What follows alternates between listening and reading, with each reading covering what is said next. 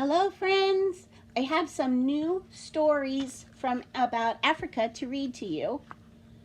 The first one is called Monkeys, and it was written by Kate Riggs, and I'm sure you all know that the first page is Hello, Monkeys.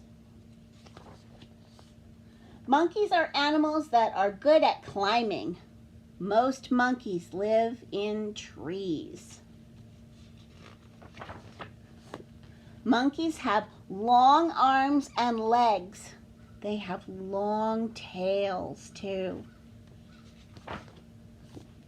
Some monkeys have brown or black fur. Other monkeys are white or gray.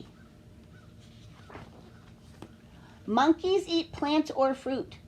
Some monkeys eat bugs or birds.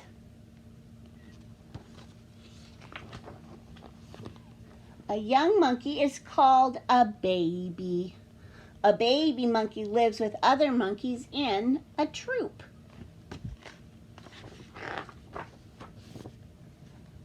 Monkeys clean their fur, then they look for food. Monkeys like to climb and play too. Goodbye, monkeys. The second book I have for you today is called Wangari's Trees of Peace. It's a true story from Africa, and it was written and illustrated by Jeanette Winter. Wangari lives under an umbrella of green trees in the shadow of Mount Kenya in Africa.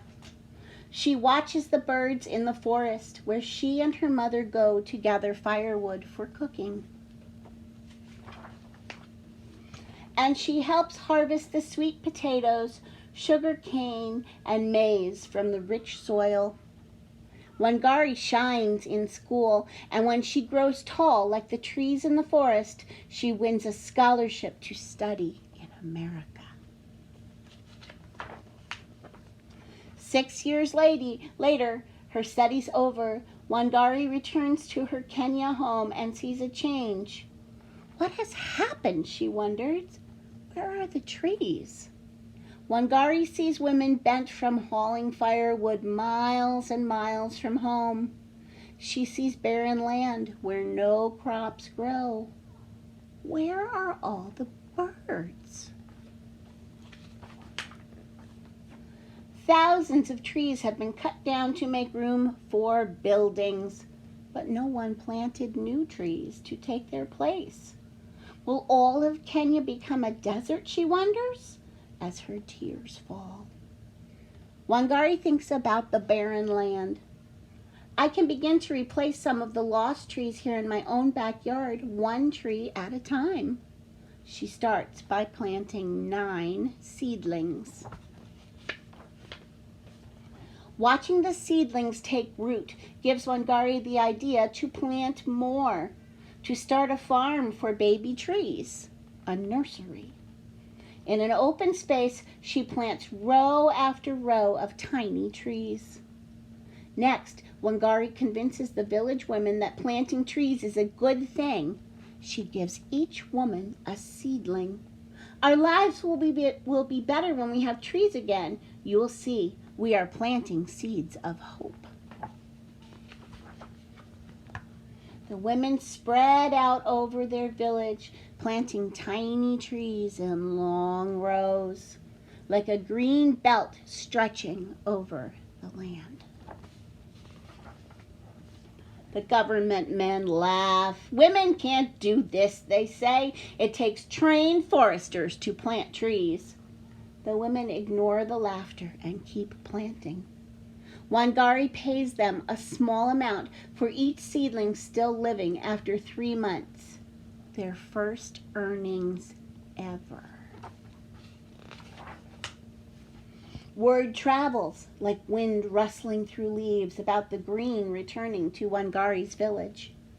Soon other women in other villages and towns in Kenya are planting long rows of seedlings too. But the cutting continues.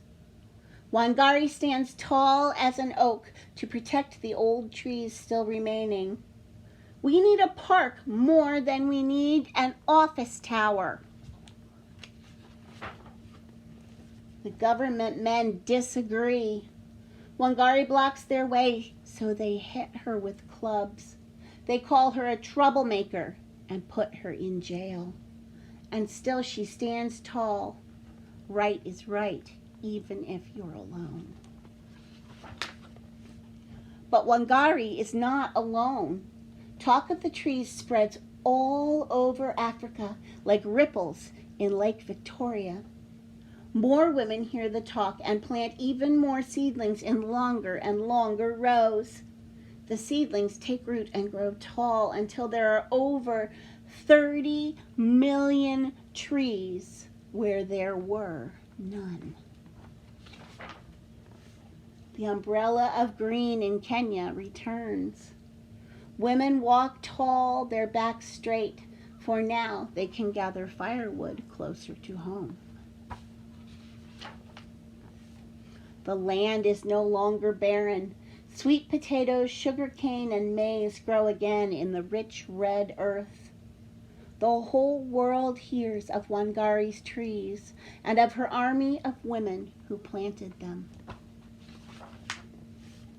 And if you were to climb to the top of Mount Kenya today, you would see the millions of trees growing below you and the green Wangari brought back to Africa. All right, my friends, that's all for now. Goodbye.